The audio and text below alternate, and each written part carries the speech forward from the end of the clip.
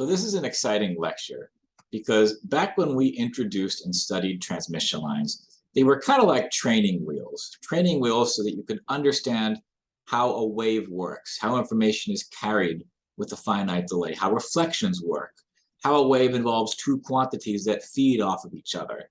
Those are all training wheels.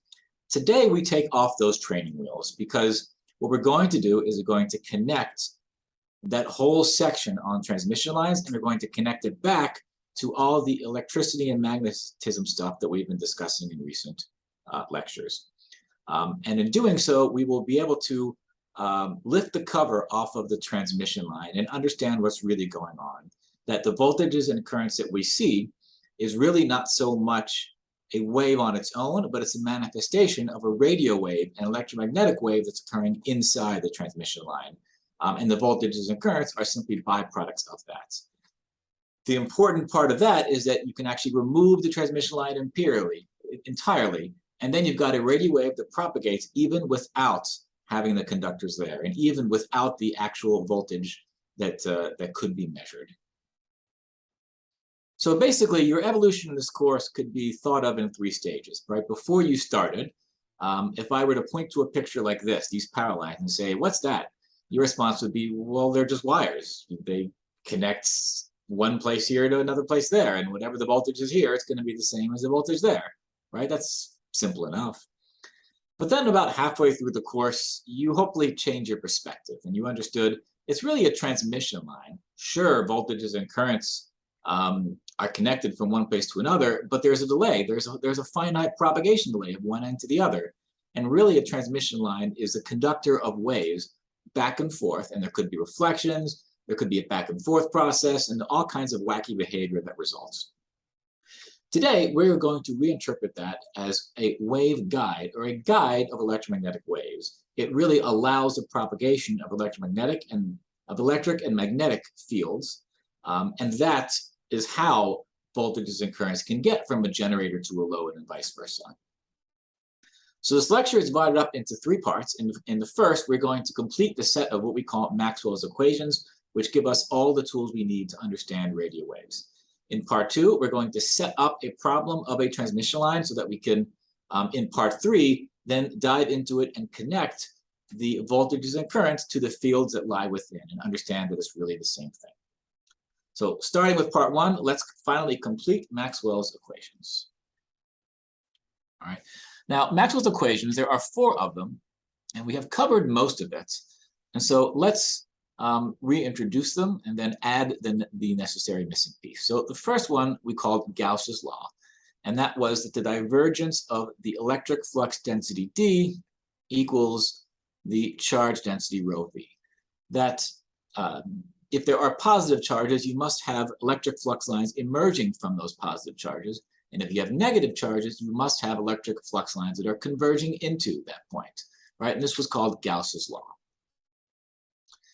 There is an equivalent to Gauss's law for the magnetic flux density, that the divergence of the magnetic flux density equals, and in this case, since there is no magnetic equivalent to charge, we can just set that equal to 0. If there were such thing as magnetic charge, that would probably go right here, magnetic charge density. But again, there isn't. The other 2 Maxwell's equations involve not the divergence, but the curl, which is kind of the opposite of the divergence, in that it measures the swirliness of a certain set of field lines. So the curl of the magnetic field equals the current J. This we called Ampere's law, and it told us that if I have any steady current, I'm going to have magnetic fields that are going to wrap around that current, right? And therefore, currents are sources of magnetic fields. Now let's say we want to write the same thing for electric fields. We might say that the curl of the electric field, and by the same analogy of what we stated before, because there is a J here and there's no such thing as magnetic current, it makes sense that this would be a 0. So this was all correct for statics. In the last lecture, we started to build on that by saying that actually there is another term to Ampere's law that only takes effect when the magnetic field is changing with time. And it looks like this. This was called Faraday's law, that there's a minus time derivative of the magnetic flux density with respect to time. I put it in red just because it's a dynamics term. It's a time varying addition. But that there is a curl of E if you have a time variation in your magnetic field. Now, the symmetry argument would seem to suggest that there ought to be something else here, right? And there ought to be a time derivative of electric flux density that's sitting right here. And you might guess this just based on symmetry. And if you made that guess, you would be correct. And what's interesting is that this term right here, which is called displacement current, was not derived experimentally. It was derived essentially by noticing the symmetry and saying, well, something's missing. And when this missing piece was added, called displacement current, that is where the radio wave, as we now know it, emerged from the math in an exciting way. Right? The reason why this is a plus will be apparent later on. Right? So armed with these four equations called Maxwell's equations, named after a scientist called James Clerk Maxwell, that was the first to sort of formulate this. And for that reason, Maxwell's equations are named after him. What's important is that, incidentally, Maxwell did not actually put it in this form. This form with the divergences and curls only emerged later. They didn't actually have the math. So Maxwell's equation, as it originally existed, was a complicated set of a bunch of equations with the different components of these underlying fields. And only later was it sort of recast in this more compact form. All right, so what I want to do is take an example of a transmission line and set ourselves up to dive into it and dive into the magnetic fields that are contained within that transmission line. And the transmission line that I'd like to select for today is a parallel plate transmission line. And we're going to take the transmission line to look like this. There are two parallel plates, like this. And we are going to assume that there is a current I running along this plate. And this current here is I. And in the bottom plate, there's therefore an equal and opposite current, also I. Let me define a couple other dimensions. This width of the plate, I'm going to call that A. And D will be the distance between the plate.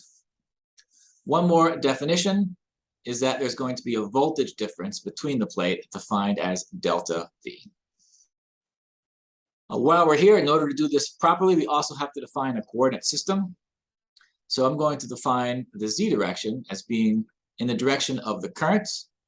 We're going to have the x direction be the direction that is parallel to the plates or along the plates, but perpendicular to the current. And finally, the z dimension will be the direction that connects the two plates together from the bottom plate toward the top plate. That will be the y dimension. Notice that x cross y does equal to z. That's important. And the other thing that we're going to say is, let's assume that I represents a moving current. All right, so I, we're going to assume it has a constant amplitude I0. And then I'm just going to put in the definition of a moving current. So that's going to be cosine of omega t minus beta z. We're going to treat it as sinusoidal. And remember, the minus beta z means that this current is moving in the positive z direction. Right? So this is a positive z going wave. Right? So armed with this information, let me just recall a couple of the quantities that we had introduced earlier, but never really had to memorize. And the first is that the capacitance is epsilon times this width A divided by D, that the inductance per unit length equals mu, the permeability, times D divided by A, and that the intrinsic impedance Z0 is the square root of L over C. When we first introduced things like this, we just sort of said, accept it for now. Let's not worry about how we know what this is. Just accept it for now. Today, we're not going to accept it. We're actually going to derive it. Right? And we can only derive it using Maxwell's equations. Right? So that's the setup for the problem. In part 2 of the video, we are going to start to solve the steps, and our overall goal is to start out with the current and try to figure out what the voltage is.